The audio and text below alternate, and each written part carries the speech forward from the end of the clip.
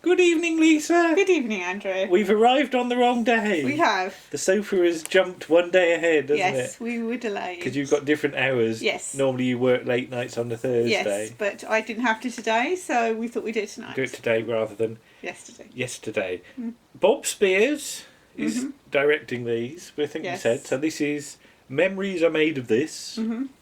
Are you being served, of course? I thought you've just put an R for R. Memories are made of this. That's not the title. It's actually Memories Are A-R-E. Made of This. Yeah. Okay. But we start... Text speak. No, it was just saving ink. It's text speak. We start with a shot of golf clubs. And Bob Spears is being sort of imaginative with these opening shots. Yes. As we then pull focus to find out he's shooting it through the holes of a tennis racket. Yeah. Blimey! It's like, wow. But yeah, Mr. Harmon's arranging things in the middle, isn't he? On the centre display. Yes. And there seems to be a load of sports equipment knocking around. Captain Peacock comes in and wants to know who's ordered these changes, and it's all down to Mr. Rumbold, who's made a management decision. And apparently the sports department are all suffering from flu, apart from one. Yes. So the sports department has been brought up here. I love the way that, the sports department has virtually no stock. Because it's all... Because a department, to me, it implies something as big as the ladies and gents or something. Well, no, that's just a selection of it. Perhaps they just bought enough stock up just to cover for, a few days. But yes, Captain Peacock doubts that the staff will approve of these changes, though. But commission might be good, because golf clubs would cost you £200. Mr. Rumbold comes out, doesn't he? Yeah, Mr. Rumbold appears. Not Mr. Harmon. Yeah. But Captain Peacock says he'll need to know about the stock, so if he's got this added responsibility, will be an increase in his salary. And the answer which is no. Mr. Rumbold's having none of it, because he says, you already know about ping pong bats and tennis rackets. You can tell the difference between them. You know what a fishing rod is and things like that. Mr. Harmon, meanwhile, lays down a little carpet of astroturf. Yes. Or as he calls it, stimulated grass. Yes. And he sets up a little sort of rubber golf tee thing, doesn't he? And he's got a ball on a string attached to a sort of meter thing. Yeah, it's meant to pull it back, isn't it? Yeah, it's a sort of distance meter. Yes. So you hit the ball. And it tells you how far you would have hit it. But Mr. Walpole is the golf pro, and he's going to demonstrate it. Yeah. But Captain Peacock says, this is where I stand, isn't he? And he's a bit miffed. He's a bit miffed about possibly being shoved to one side. In Mr. Rumbold's office, he's dictating a letter, and he's Miss Belfridge is sat on the desk. On the desk. In a rah-rah skirt. Is that what it is? Yeah. Why is it called a rah-rah skirt? Because I don't know, but it's got the frills on. All right, is that an 1983 It's a very thing? 1984, 83 thing. Mid-80s thing, yeah. Right. Have you ever had one?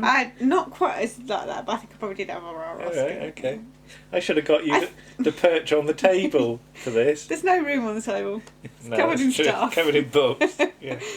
But he says, in the letter, he's saying about a bad spell of weather, which has led to trousers being down or something. But knickers have remained up. Yeah. This is an awful joke, but I did laugh at it, because Miss Belfridge says about this bad spell of weather. Do you spell it WHETHER? And Mr. Rumbold says that's an appalling spell of weather. Yeah. Wah wah wah. Yeah. I like silly jokes like that. Yes. Okay. A delegation arrived from the ladies and gents. Mrs. Slocombe, our first sign of her. Yes, she's got sort of royal blue hair. It's very blue hair, isn't it? And nobody wants to sell sporting equipment. No. And they say that sporting equipment and sort of knickers don't go. Yeah, don't go together. But Mr. Rumbold argues that if somebody comes in for a golf club, they might buy some gloves. They might buy some gloves or a scarf. Yeah. Or Miss Humphries says Y fronts to help you with your swing. got to have some movement in them. Okay. But will they get paid more for knowing more as well? So back to this, but apparently no. So what happened to the fur coat that was on the centre stand is Mrs Slocombe's concern. And that's going to go in the stock room and be sent to another branch or something. Yes. So we hadn't heard about other branches for quite some time. No. And you've probably forgotten that there are other branches by now. But there are them up and down the country, aren't there? But this simulated grass carpet, where is Captain Peacock to stand? But then they find out about Mr Walpole. Yes, Mr Walpole, who is the golf pro from the sports department, is coming down to demonstrate the golf clubs with the board on a string. Yeah, but he's popular, and at lunchtime he can be found jogging round the roof. Yes. It's a bit dangerous, isn't it? Especially with that roof. But he's going to demonstrate his equipment, and everybody, especially Miss Brahms, Mrs Slocombe, and Mr Humphries, are very excited at the thought of Mr. Because Mr Walpole is we'll see. He's a bit of a hunk, apparently. When we get to him. Yeah. But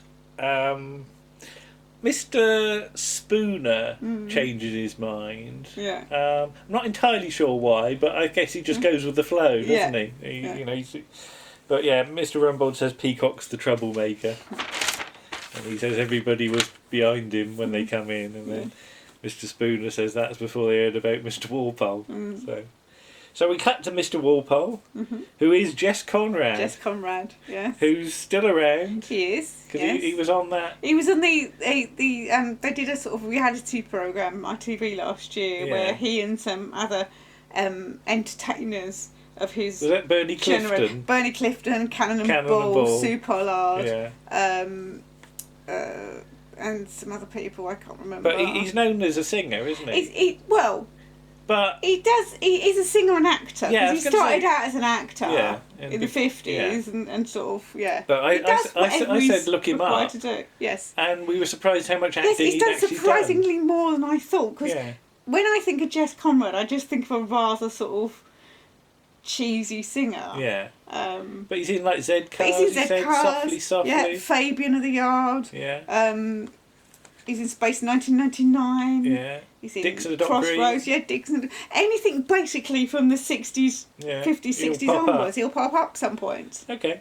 So, Miss Brahms, Mrs Slocombe and Mr Humphries are sort of gozzing at him, aren't they? Yes. So they're going on about his lovely smile and how all the girls in accounts like him. Love him, And he's got really sort of bright pink trousers on, hasn't he? And a golf jumper. And a proper sort of, like a Pringle kind of one with diamonds on. Yeah. But he's a charming man, and Mr Humphries and he nod to each other. Yeah, they're in the a nodding lift. acquaintance. Reminds me of was it we sort of nod to each other or something. There's a fly on me. It's gone. It was Mrs Slocombe and who's the one before Alfie Bass? Oh yeah, Mr Kipling. Mr Tebbs. Mr Tebbs. Mr Tebbs. Yeah, they sort of used to nod to each other or something, didn't they? But hi Humphries, he goes and gives him a smile and a big handshake. Yes. Yeah. Yeah. In fact, it's such a rigorous handshake that Mr Humphries' whole body shakes, doesn't it? But he starts to sort of demonstrate his swinging of his hips, doesn't he? He does the golf swing and his sort of joins in. Swings. And at one point he just has a very clear look at his arse as well, which is nice. You know. Yeah. I've never seen anybody play golf like that. I mean, I think Jess Conrad probably does play golf because he's of the generation that would play with, would have played with Bruce Forsyth and Jimmy Tarbuck and all that sort of thing.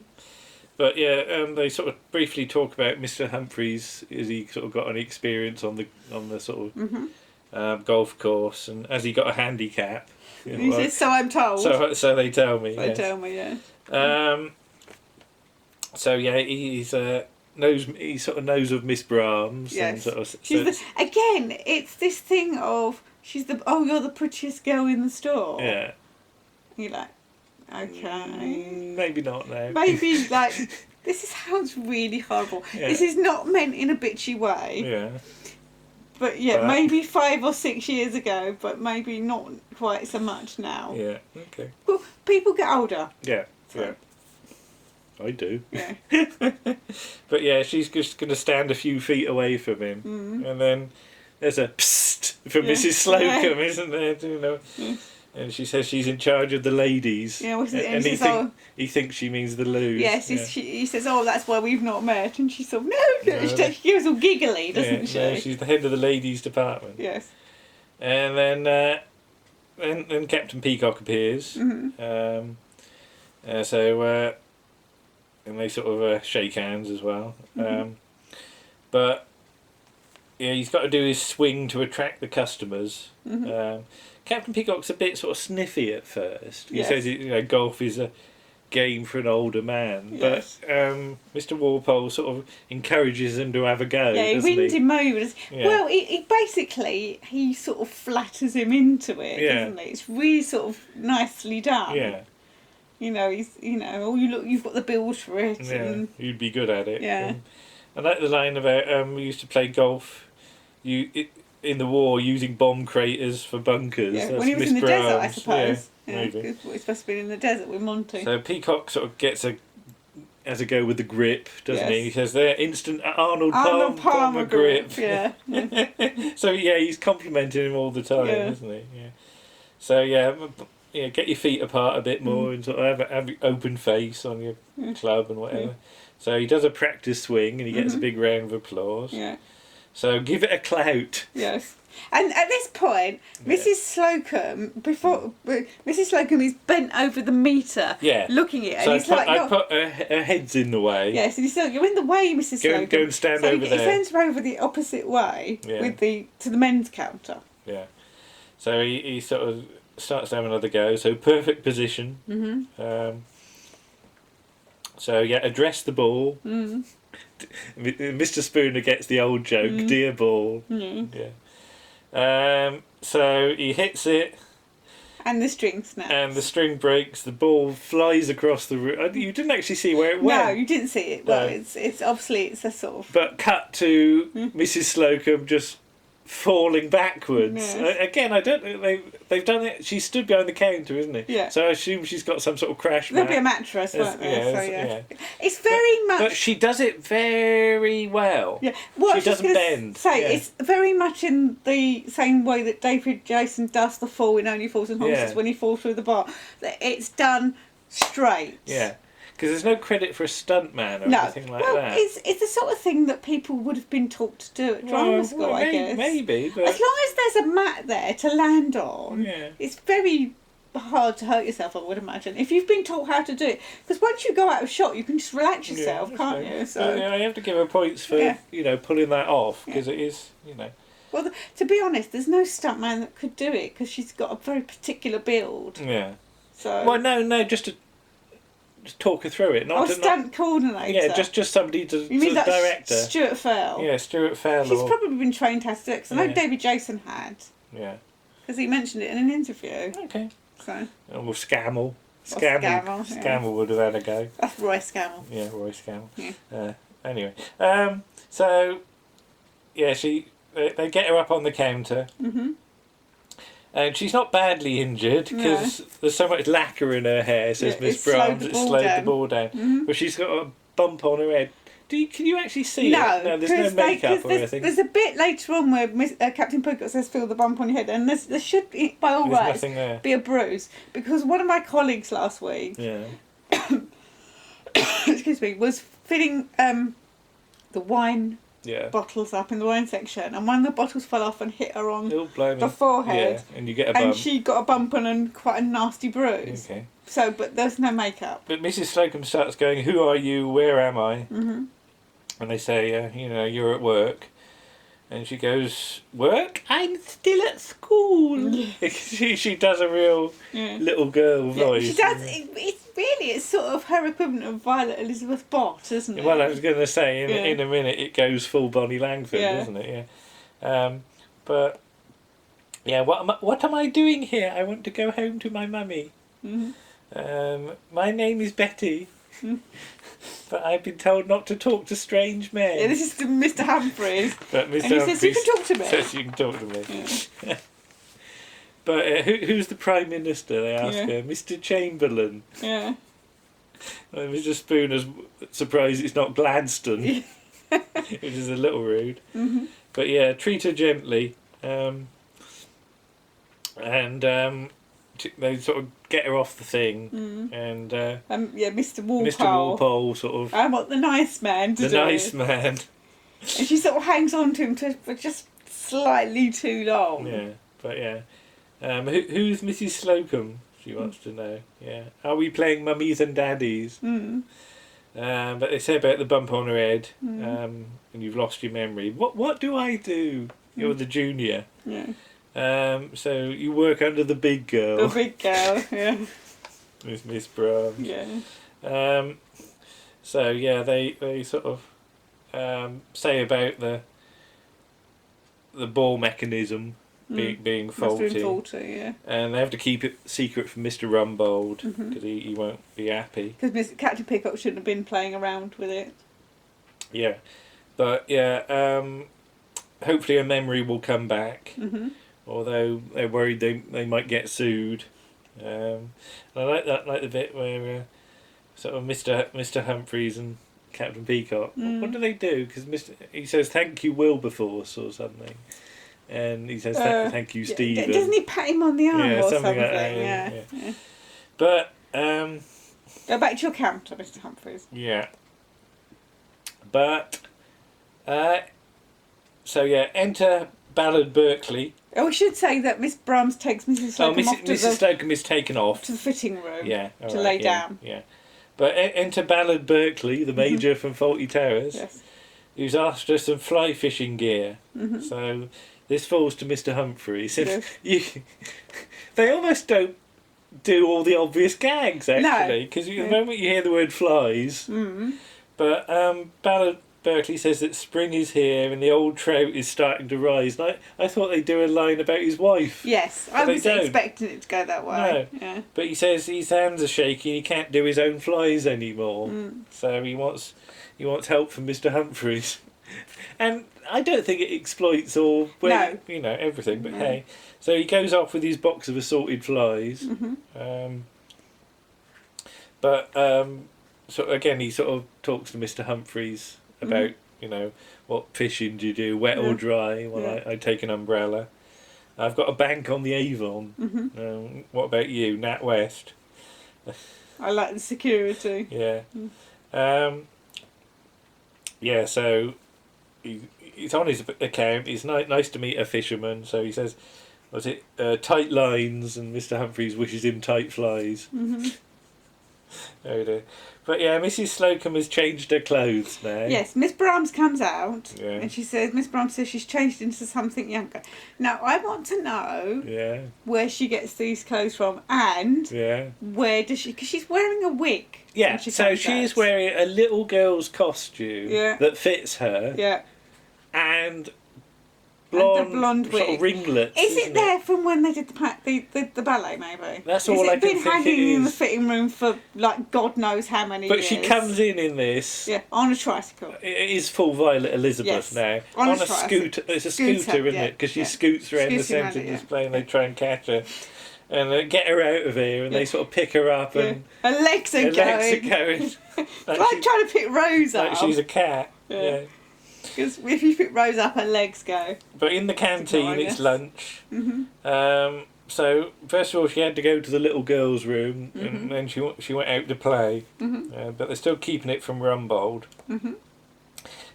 Then she comes in, and this all happened so fast. We had to rewind it because I missed it all. So she's got one of those bat. She's got a bat and with ball on a bit of string, a rubber ball, bat. Yeah. Then she shows Captain Peacock she's got clean handy pandies. Look, clean handy pandies. And then she kisses him on the cheek, like you did your dad. And you go, oh God. He doesn't like it. But yeah, so you got to order pudding now, and she wants jelly. And if she don't get jelly, she will be thick. Yes. So that's that is Violet Elizabeth. That is Violet, and she can be thick whenever I want. And she starts sort of throwing bread rolls at the waitress. Bread rolls. They managed to put. Oh, she's actually the waitress. Yeah. Because normally she's really grumpy. Yeah. But at this point, she's actually quite nice. Well, she said she got a pay settlement, so she's in a good mood. So they say to her, "Could you get Mrs Slocombe some jelly because she's not feeling very well?" Yeah, and and usually she gets on with Captain Peacock because normally they're niggling at each other. But he says to her, "Oh, because she keeps throwing rolls at her, and she sort of holds her temper back, and he says, "Oh, we're all humans, and So she goes off to get her some jelly. So it's been very cooperative. Mrs Slocombe then has got some bubble gum. I could never do bubble gum. I tried it once, and I don't know what you got to do with your tongue because you sort of and it swells up. When I do it, and all the bubble gum fell out on the sand, and I didn't want any more bubble gum after that. Yeah, I think I don't chew chewing gum. Yeah. And I haven't had bubble gum for many years, but I think I might have managed it about once. But Mr Humphries gives her a count of 3 to get rid of it. Yes. And she won't, and then she's told to leave the table, and then she goes wah and starts banging her hands on the table. But so we ignore her basically. Yes. So Miss Brahms has sold 2 tennis rackets and a pair of knickers, and she thinks knickers are rude. Mrs Slocombe does. Then she wants a riddle, and she'll scream and scream if she doesn't get a riddle. And I like Captain Peacock's misunderstanding of it. Yes. Oh, tell you a riddle. Yes. Because she has already been to the ladies. So what goes up a chimney down? And that's the umbrella one, and then. When is a door not a door when it's a jar? You just gave, you gave the answer in the riddle. Yeah. Wait? What do you mean? You said when is a door when it's a jar. No, when is a door not a door. All right. Okay. You don't listen to yourself. I don't listen to myself. But she doesn't think that's funny and she wants to go home. But who's she going to go home with? Miss Brahms? No. She's going to have her boyfriend round to watch Dallas. I have to check the schedules to see what day Dallas was on. I wish I'd looked that up. I'll put it in the comments. I'll put it in the comments if somebody reminds me. Mr Spooner suggests locking her in the attic. The mad old woman in the attic. Captain Peacock's got a bridge party. Mr Humphries doesn't want her because he doesn't want Paddington pulled to pieces. What about a pussy anyway? Yeah. And she sticks her tongue out at him and he says, if the wind changes your stick like that, and she sort of makes more faces. Then the jelly with cream turns up. Yes. And she's pleased. I love Mr Harmon comes in and complains that he wanted jelly and didn't get any. Yes. It's like random. Oh, I wanted jelly. Yeah. But it's purely to allow the next for the next bit. Yeah. So Mrs Slocombe puts the jelly in Mr Harmon's face. Yeah. So we go, it's like that, is it? So he gets a sponge and custard and chucks it at her, but misses and hits the manageress. Yeah. So the manageress then goes to hit him with another sponge and custard, but at that point Mr Rumbold comes in and gets a face full. Yes. Although a fair portion of it goes over the set wall, did you notice? Yeah.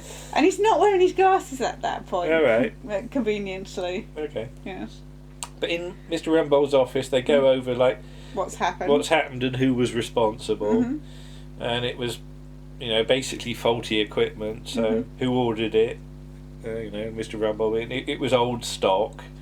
And I like the line about she's acting rather backward because she was sliding down the banisters with a pea shooter. So Mr Harmon comes in a hurry. She's riding flat out in a golf car with no hand signals. Golf cart. Yeah. I think he says car.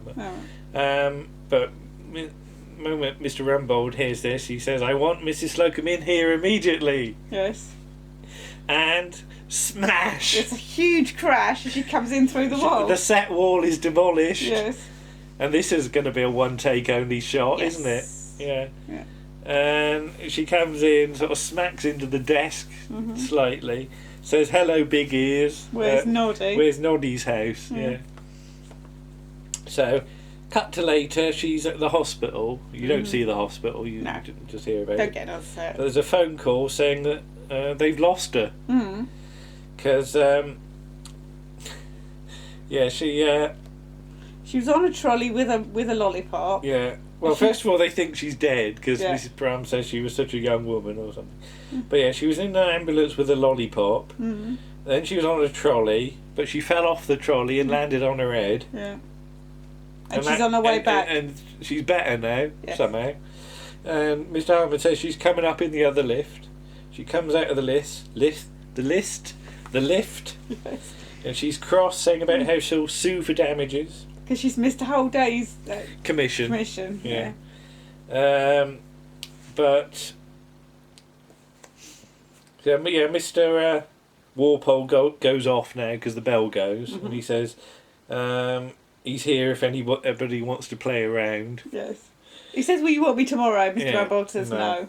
And there should have been a reaction shot from Mr. Humphries at that point, I think. I don't think there was, but... There was a quick shot of him. There? Right, in the play around line. Yeah, all right, okay. Yeah. But yeah, what would make Mrs. Slocombe happy? And of course, it's the simulated fur coat from stock, and she wants a discount as well. Yes. But when Mr. Rumbold's not sure about the discount, she starts suddenly feeling dizzy conveniently. So they sit her on a chair. Mr. Humphrey says you should let her have it for free after what she's been through. And so it's brought in. She knows how it fits. Yeah. And she looks like a film star, Bette Davis, when she was in black and white. Yes. But yeah, so she says about, you know, the accident. What accident? Oh, you mean when I was a little girl? And she puts the voice on again, and yeah, she did lose her memory for a few seconds, but Mr. Walpole basically brought it back, didn't she? When didn't he? Yes. So it's heavily implied she was pretending for the rest of it. Yes, having some fun. Yeah, so she wants to go to the ice cream parlour. So, was it Miss Brahms, Mrs. Slocombe, Mr. Humphries and Mr. Spooner? They all join hands. And sort of dash off going, we are the Ovaltinis. And they sort of go up the stairs, and that's the end of the episode. Yes. Deary me, that was a silly one. It was a silly one, but it was fun. It was fun, and there was no real nastiness. No, a little bit, but nothing really too. But yeah, I mean, spectacular points for the set. You know, in the golf car. And I quite like the thing that although you've got sort of Mr. Walpole there, nobody really dislikes him because it's the opposite to when Joanna Lumley was sort of, you know, the sort of the guest sort of person selling stuff. So although you had that little bit with Captain Peacock, it was they soon sort of smoothed it over, didn't they? Yeah, I think it's because Mr. Walpole is because he's a quite charming character. He sort of eases his way in and he's nice to everybody. So. But yeah, again, not bad. No. And next week I'm definitely looking forward to, because that's Calling All Customers. Oh, right, yes. I didn't think about that then. Which is, I think, possibly my favourite of this season. I think somebody did that on Twitter and said that the end sequence goes on for a little bit too long. Maybe it does, but, you know, I like the radio play jokes. So there we go. See you again soon then. Okay. Bye. Bye.